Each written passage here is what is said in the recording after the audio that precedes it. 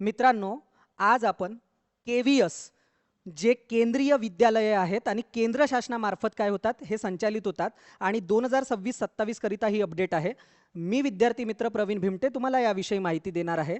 तर याच्यामध्ये या विद्यालयामध्ये प्रवेश घेण्यासाठी चे अर्ज सुरू झालेले आहेत आणि त्याबद्दल आपण माहिती बघणार आहोत.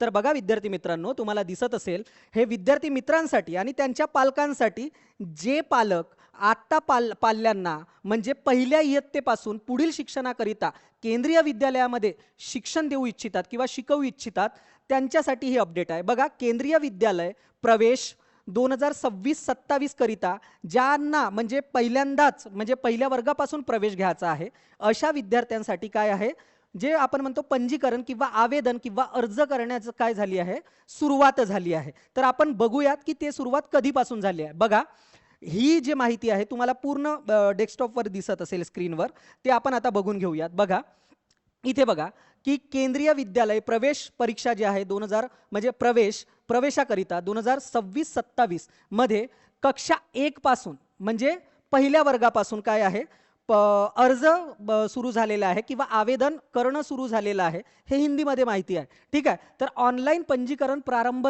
स्थिती म्हणजे काय आहे, अर्ज करण्याची जे तारीख आहे ते काय आहे मार्च 2020 म्हणजे 20 मार्च 2026. ठीक आहे. तर 10 वाजतापासून काय होणार आहे, सुरू होणार आहे. म्हणजे काय आहे, सुरू झालेली आहे आणि त्याची शेवटची तारीख म्हणजे पंजीकरणाची अंतिम तिथी किंवा शेवटची तारीख काय असणार आहे, तर ते 2 एप्रिल 2026 अशी असणार आहे. म्हणजे आपल्याला 2 तारखेपर्यंत काय आहे फॉर्म भरण्यासाठी काय आहे मुदत आहे असं तुम्ही समजा. तर मग कोणत्या वर्गापासून त्याची पात्रता काय आहे, तर त्याचे जे वय आहे म्हणजे आयु जे आहे ते 6 वर्ष काय असावं, पूर्ण असावं. कक्षा म्हणजे इयत्ता पहिलीसाठी न्यूनतम जे आहे त्याचं वय किती असावं, तर ते 6 वर्ष असणं आवश्यक आहे आणि 31 मार्च 2026 पर्यंत तो 6 वर्षाचं त्याचं वय पूर्ण होणं काय आहे अपेक्षित आहे. मग याच्यासाठी काय आहे, आपल्याला ऑनलाईन अर्ज भरावयाचा आहे. तर मग ऑनलाईन अर्ज भरताना आपल्याला काय काय गोष्टी लागतात जे मी ते थोडक्यात सांगतो. तर ऑनलाईन अर्ज तुम्हाला कुठे करायचा आहे, तर ही KVS ची काय आहे वेबसाईट आहे. ठीक आहे. तर या वेबसाईटवर जाऊन तुम्हाला काय आहे ऑनलाईन अर्ज भरून घ्यावयाचा आहे. ही वेबसाईट मी तुम्हाला काय करेल डिस्क्रिप्शन बॉक्समध्ये देईल. ठीक आहे. त्यानंतर आपण बघू ऑनलाईन आवेदन कैसे करे, बरोबर आहे. तर म्हणजे फॉर्म कसा भरायचा आहे किंवा अर्ज कसा करायचा आहे त्याबद्दल आपण माहिती करू. आणि तो अर्ज कुठे करायचा आहे, या वेबसाईटला जाऊन करायचा आहे. ही वेबसाईट मी तुम्हाला डिस्क्रिप्शन बॉक्समध्ये देईल. जर व्हिडिओ आवडत असेल तर त्याला लाईक करा. ठीक आहे. तर पुढे जाऊयात आपण. बघा, जी वेबसाईट आहे म्हणजे या वेबसाईटवर अधिकृत वेबसाईटवर जाऊन काय करायचं आहे, तुम्हाला फॉर्म भरून घ्यायचा आहे. मग रजिस्ट्रेशन करायचं आहे. पुढे पंजीकरण म्हणजे काय आहे, रजिस्ट्रेशन करायचं आहे आणि तुमचं संबंधित तुमच्या पाल्याचं सर्व ठीक आहे विवरण त्याचं काय आहे, पूर्ण माहिती काय आहे भरून घ्यावयाची आहे. त्याच्यानंतर दस्तावेज म्हणजे काय आहे, कागदपत्र अपलोड करायचं आहे आणि कागदपत्रे कुठकुठली लागतात ते मी दुसऱ्या तुम्हाला स्लाइडवर सांगणार आहे. ठीक आहे. मग त्यानंतर रजिस्ट्रेशन झाल्यानंतर फॉर्म भरून झाल्यानंतर तुम्हाला कागदपत्र काय करायचे आहे, अपलोड करायचे आहेत. त्यानंतर सबमिट करून घ्यायचा आहे तुमचा फॉर्म, व्यवस्थितपणे तुमचा अर्ज. ठीक आहे. तर ही प्रक्रिया करायची आहे. त्यासाठी प्रमुख जे दस्तावेज आहेत ते इथेही दिले आहेत, पण ते प्रामुख्याने मी समोरच्या स्लाइडला सुद्धा टाकले आहे. बघा, जन्म प्रमाणपत्र लागेल विद्यार्थ्याचं, पासपोर्ट आकाराचा फोटो लागेल. ठीक आहे. कॅटेगरीचं त्याचं सर्टिफिकेट जे असतं किंवा श्रेणी सेवा प्रमाणपत्र जे लागू असेल ते. ठीक आहे. शाळेनुसार तर कॅटेगरीचं प्रमाणपत्र, बस एवढेच कागदपत्र आवश्यक आहेत. पण वेबसाईटवर जे अधिकचे कागदपत्र दिलेले आहेत ते आपण पुढे बघणार आहोत. तर आता प्रायमरी गोष्ट काय आहे की ज्याला KVS मध्ये प्रवेश मिळवायचा आहे, संपूर्ण महाराष्ट्रातील पाल्यांसाठी हा व्हिडिओ आहे. त्यांच्या पालकांसाठी जे आपल्या पाल्याला केंद्रीय विद्यालयामध्ये शिकवू इच्छितात. तर 20 मार्च पासून फॉर्म सुरू झालेले आहेत आणि त्याची शेवटची तारीख काय असणार आहे, तर ते 2 एप्रिल असणार आहे.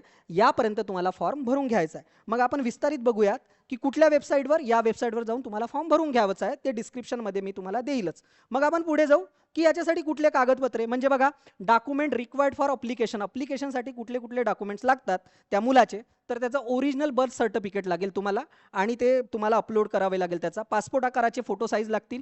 ठीक आहे. प्रूफ ऑफ रेसिडेन्शियल लागेल.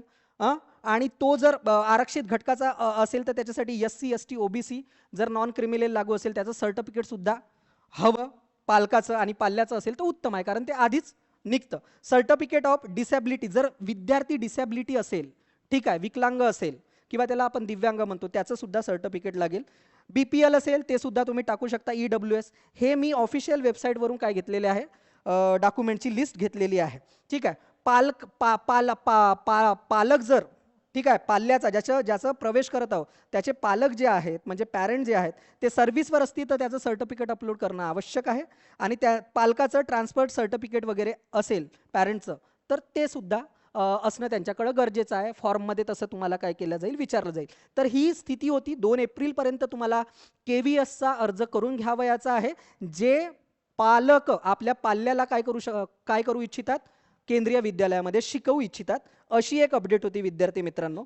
ठीक आहे. जर तुम्हाला हा व्हिडिओ आवडला असेल तर विद्यार्थी मित्र या चॅनलला, तुम्ही नवीन असाल तर चॅनलला जास्तीत जास्त, व्हिडिओला जास्तीत जास्त लाईक करा, चॅनलला मोठ्या प्रमाणात सबस्क्राईब करा, जेणेकरून तुमच्यासाठी नवीन नवीन व्हिडिओ मी अशाच प्रकारचे घेऊन येत राहील. आणि माहितीपूर्ण आणि हे चॅनल मुळात काय आहे की विद्यार्थ्यांपर्यंत किंवा पालकांपर्यंत आवश्यक ती मूलभूत शैक्षणिक गोष्टींसाठी मी हा चॅनल चालवतो आहे. तर त्यासाठी तुम्ही जोडायसाठी चॅनलला सबस्क्राईब करून घ्या. जास्तीत जास्त विद्यार्थ्यांपर्यंत, पालकांपर्यंत हा व्हिडिओ शेअर करा. धन्यवाद विद्यार्थी मित्रांनो.